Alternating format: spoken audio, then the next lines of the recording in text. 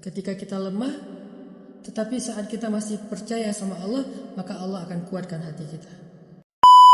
Buat teman-teman yang ingin mendengarkan kajian langsung dari Ustadz Hanan Attaqi, teman-teman bisa mengikuti cara ini. Pertama, ketika mengklik atau memutar videonya, maka Sahabat-sahabatku teman-teman yang langsung dirahmati klik Allah deskripsi Subhanahu wa dari taala. video ini. Berakatlah Kemudian dengan Allah teman-teman dalam setiap bisa lihat di aktivitas kita. deskripsinya. Ada tulisan Lakukanlah berwarna biru, sesuatu nah itu yang Allah diklik sudah sesuai dengan menjamin akan penjelasannya. membersamai kita. Atau teman-teman bisa scroll ke bawah seperti ini. Maka, Nah, di sini ada la segmen takhaf, atau bagian. jangan takut. Nah, kalau Karena teman-teman ingin langsung inna mendengarkan ma'iyya kajian rabbi Ustadz Handaki, sayahdin. nah di sini ada Sungguh Allah segmen bagian membersamai kita kajian Ustadz dan akan Handaki. memberikan kita jalan keluar. Tinggal klik, maka akan langsung secara otomatis berpindah. Bismillahirrahmanirrahim. Assalamualaikum Nah, begitu seterusnya ya teman-teman. warahmatullahi wabarakatuh. Semoga bermanfaat. Suatu Barakallahu fikum. ketika Allah Bismillahirrahmanirrahim.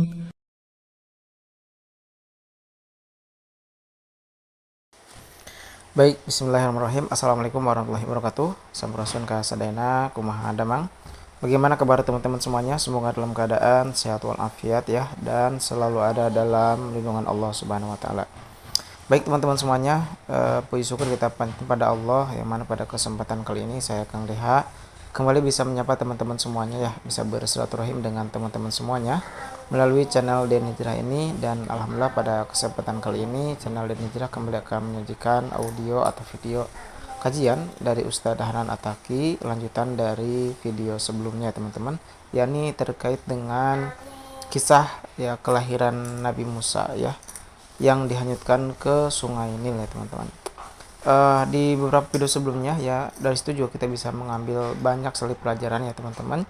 Khususnya adalah di sini yang disorot ya adalah bagaimana ketaatan seorang ibu Nabi Musa ya untuk melaksanakan perintah Allah ya, yaitu menghanyutkan bayi Musa ya ke Sungai Nil. Yang kita tahu sendiri ya, Sungai Nil itu adalah sungai yang sangat besar ya, kemudian di dalamnya banyak binatang-binatang buas dan lain sebagainya gitu ya. Nah, kemudian Allah memerintahkan ya bayi Musa ini untuk dihanyutkan.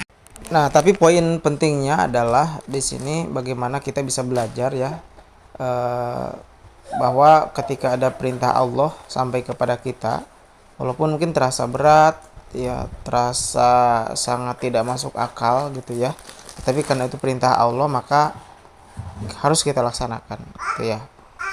Jadi poinnya adalah bagaimana ini berbicara tentang ketaatan. Kita bisa belajar dari ibu dan Nabi Musa ini ya, ketika diperintahkan oleh Allah untuk menghanyutkan bayinya gitu ya. Ya kita tahu juga ya, ibunda Nabi Musa itu adalah satu ahwat yang solehah banget gitu ya, yang sangat suci ya, sehingga dari rahim beliau kan lahir dua nabi ya, yaitu Nabi Musa dan juga Nabi Harun. Oke teman-teman ya, kita langsung saja bahas atau dengarkan ya kisah ini. Nanti juga ada poin-poin ya, kenapa ini dikisahkan kepada kita tuh, karena pasti ada sesuatu yang ingin Allah sampaikan gitu ya, ingin Allah kita itu supaya bisa menerima dan juga bisa menggali ya hal-hal yang ada di kisah tersebut ya, dalam rangka bekal untuk pengabdian kita kepada Allah Subhanahu wa taala. Langsung saja kita simak. Barakallahu fikum.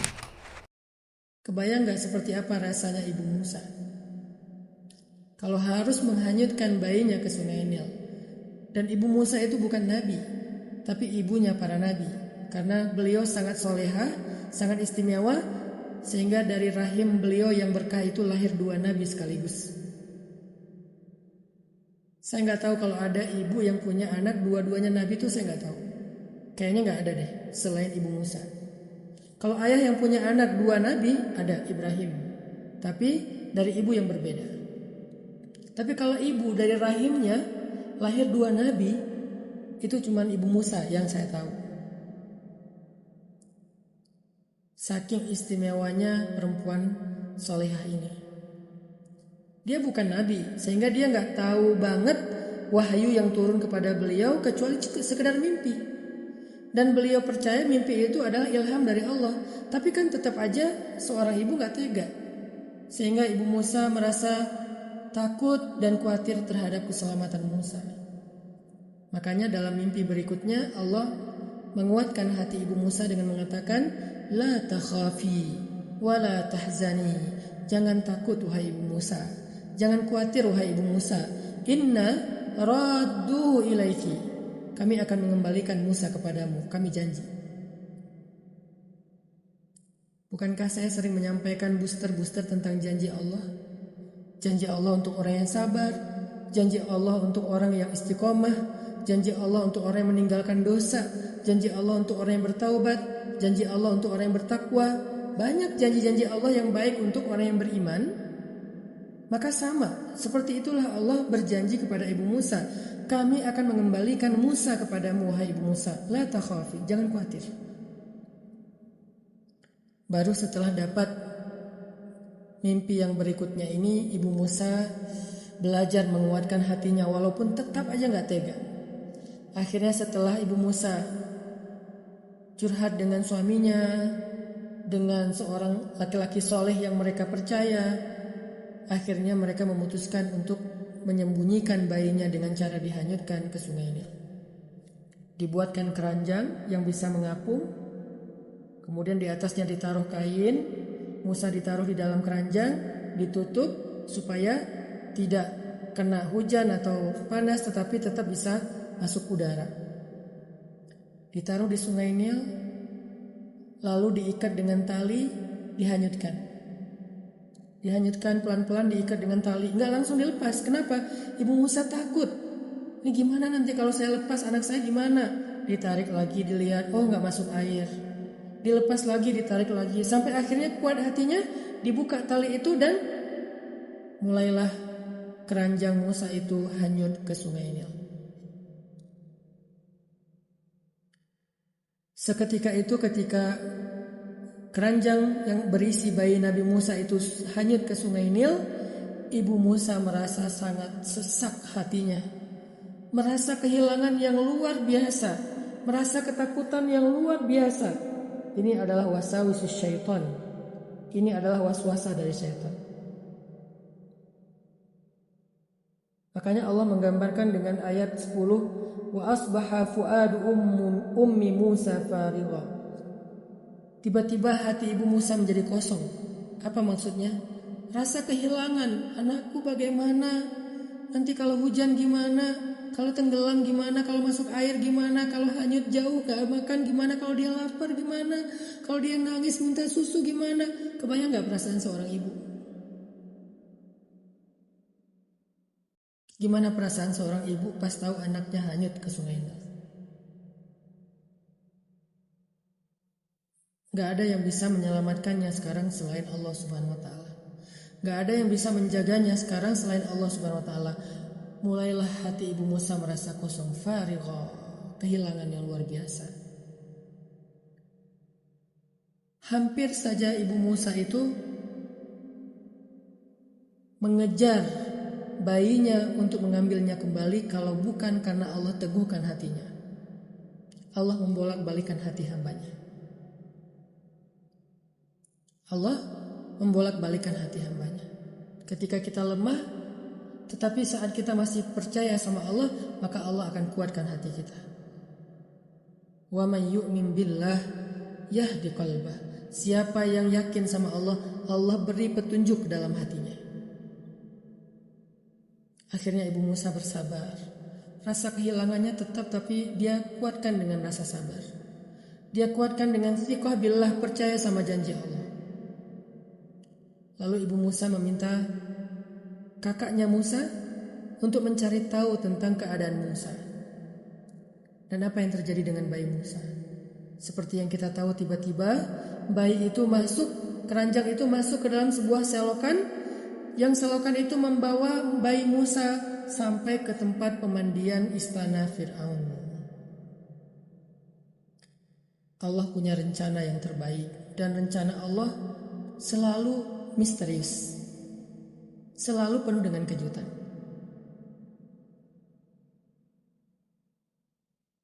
Balik lagi ke surat Al-Baqarah 216. Wallahu ya'lamu wa antum la ta'lamun. Allah lebih tahu dan kalian gak tahu. Allah tahu apa yang akan terjadi. Hanyutlah keranjang itu ke dalam pemandian Fir'aun, ditemukan oleh para dayang-dayang Fir'aun, dibawa kepada istri Fir'aun. Dan qadarullah, istri Fir'aun sampai saat itu belum punya anak, sehingga senang sekali dengan mendapatkan seorang bayi. Apalagi ini bukan bayi biasa yang auranya aura kenabian. Semua orang pasti jatuh hati kepada bayi ini. Pas ditemukan oleh istri Fir'aun, dia langsung jatuh hati. Siapa yang membuat dia jatuh hati kepada bayi ini? Allah. Allah menjaga hambanya dengan cara menjadikan orang-orang yang baik hatinya mencintai hamba ini. Allah menjaga hambanya dengan menjadikan manusia jatuh cinta dan ingin membela hamba yang Allah muliakan ini. Jadi kalau kita menjadi hamba yang Allah pelihara, Allah jaga, maka kita gak akan sendiri. Allah akan datangkan kepada kita orang-orang yang mencintai kita karena Allah dan akan menjadi sahabat kita, pasangan kita, keluarga kita, pembela kita. Allah yang akan mendatangkan mereka. Bahkan bisa jadi Allah datangkan mereka dari musuh kita sendiri. Seperti Musa. Karena Allah mencintai hambanya Musa dan ingin menyelamatkan hambanya, maka Allah Subhanahu wa taala mendatangkan orang yang bisa menjaga Musa dari musuhnya sendiri. Allah punya rencana. Sehingga ketika sampai di dalam pangkuan istri Fir'aun, langsung dipeluk, jatuh hati kepada bayi ini. Saat Fir'aun datang menemukan ada bayi di rumahnya, Fir'aun tahu kalau itu bayi Bani Israel yang hanyut karena ingin disembunyikan dari tentara Fir'aun. Fir'aun bukan orang bodoh. Dia itu keturunan raja-raja Mesir. Orang yang cerdas, orang yang pendidikannya tinggi, orang yang logika dan nalarnya tajam, tahu banget kalau itu adalah bayi Bani Israel yang sengaja dihanyutkan. Sehingga Fir'aun langsung ngambil pisau, pengen menggorok bayi yang ada di dalam pangkuan istrinya. Tetapi Allah Subhanahu wa taala menjadikan rasa tidak tega yang begitu besar di hati istrinya Fir'aun. Sehingga istrinya yang membela bayi ini. Jangan sakiti dia. Qurratu ainin li walak. Dia menjadi penyejuk hati bagiku dan bagimu. Dia itu hiburan buat kita. Fir'aun mengatakan, dia hiburan bagimu, bukan bagiku. Bersenang-senanglah dengan dia sampai kamu bosan. Kalau kamu udah bosan, berikan kepadaku, aku akan bunuh bayi ini. Setidaknya Musa punya waktu untuk bertahan di dalam istana Fir'aun. Akhirnya istri Fir'aun merasa senang karena Fir'aun dengan berat hati membolehkan bayi itu tinggal bersama mereka. Dan dia merasa sudah punya bayi sendiri. Setelah sekian tahun dia berharap punya bayi. Tiba-tiba bayi Musa itu menangis karena lapar dan haus. Istri Fir'aun tidak bisa memberi susu karena dia tidak punya bayi. Akhirnya keluarga Fir'aun membuat sayembara, membuat audisi. Siapa yang bisa menyusui bayi istana, gak disebutkan kalau itu bayi hanyut. Siapa yang bisa menyusui bayi istana akan diberikan hadiah yang sangat besar. Semua orang berlomba-lomba untuk bisa ikut sayembara itu, menyusui bayi istana dan mendapatkan hadiah yang besar. Lalu Allah Subhanahu wa taala ilhamkan kepada bayi ini untuk menolak satu persatu ibu-ibu susu yang mau menyusuinya. Kemudian kakaknya Musa pun datang ke istana dan memberi tawaran. Kakak Musa bicara dengan pengawal istana. Maukah kalian aku tunjukkan seorang ibu dan keluarga yang bisa menyusui bayi ini dan akan menjaga, memperlakukan bayi ini dengan baik? Kata pengawal istana, ya sudah, bawa ibu itu ke sini. Akhirnya kakaknya Musa lari pulang ke rumah, ngasih tahu kepada ibunya yang sedang sedih dan merasa kehilangan, yang gak tahu gimana keadaan anaknya. Kata kakaknya Musa, ibu ya ummah, adik sekarang ada di istana Fir'aun. Makin berat rasanya di hati ibu Musa. Ya ummah, jangan khawatir, adik sekarang butuh susu. Dan semua orang-orang yang ingin menyusuinya ditolak. Datanglah ke sana, mudah-mudahan Ummah bisa menyusui adik. Akhirnya ibunya bergegas lari ke istana bareng dengan kakaknya Musa.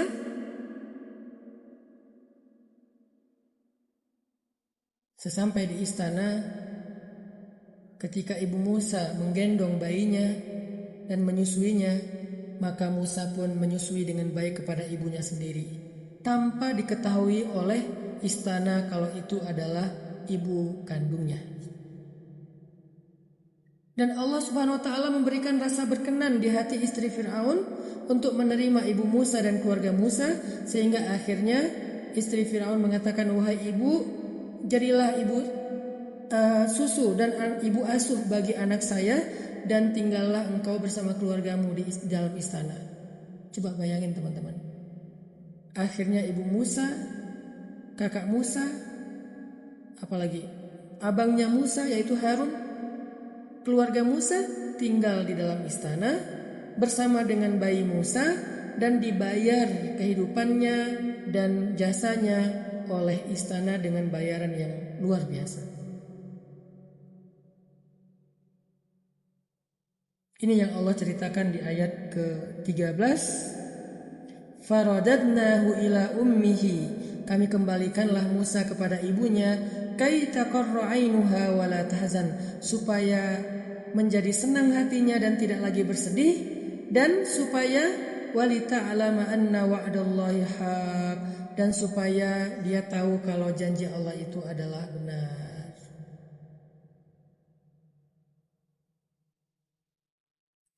Akhirnya Musa bertemu lagi dengan ibunya, tinggal bersama ibunya di dalam istana, mendapatkan fasilitas yang baik di dalam istana. Kebayang gak teman-teman kalau seandainya dulu atau kemarin ibu Musa gak mau mengikuti perintah Allah yang berat menghanyutkan bayinya ke sungai Nil? Kira-kira apa yang terjadi? Kalau ibu Musa memilih pakai logikanya, yaitu dengan membawa lari bayinya keluar dari negeri Mesir, apa yang akan terjadi kira-kira? Pasti kehidupan mereka akan sangat sulit, bahkan akan celaka di tengah padang pasir, mungkin akan dirampok atau ketemu dengan tentara Firaun dan ketahuan akhirnya dibunuh semuanya. Banyak resiko yang akan mereka hadapi ketika mereka mengikuti logika mereka sendiri. Atau kadang mungkin disembunyikan di dalam rumah, tetap ketahuan. Tetapi karena ibu Musa adalah seorang perempuan mukminah, perempuan yang beriman, percaya kepada janji Allah, walaupun berat hatinya dia ikuti perintah Allah, maka Allah Subhanahu wa taala menunaikan janjinya dengan sangat indah. Walaupun proses sampai Allah tunaikan janji itu adalah kisah adegan-adegan yang yang bikin jantung kita terguncang. Ada adegan hanyut, ada adegan masuk ke pemandian istana Firaun, ada adegan mau dibunuh sama Firaun, ada adegan kelaparan dan kehausan tidak bisa menyusui. Ada adegan ibu Musa merasa kehilangan. Proses dari menjalankan perintah Allah sampai Allah tunaikan janjinya itu adalah adegan-adegan yang berat. Adegan-adegan yang bikin jantung kita kadang-kadang naik turun, kayak orang naik roller coaster. Itulah kehidupan. Itulah cerita skenario ketika kita berhijrah, bertaubat, menjalankan perintah Allah Subhanahu wa taala.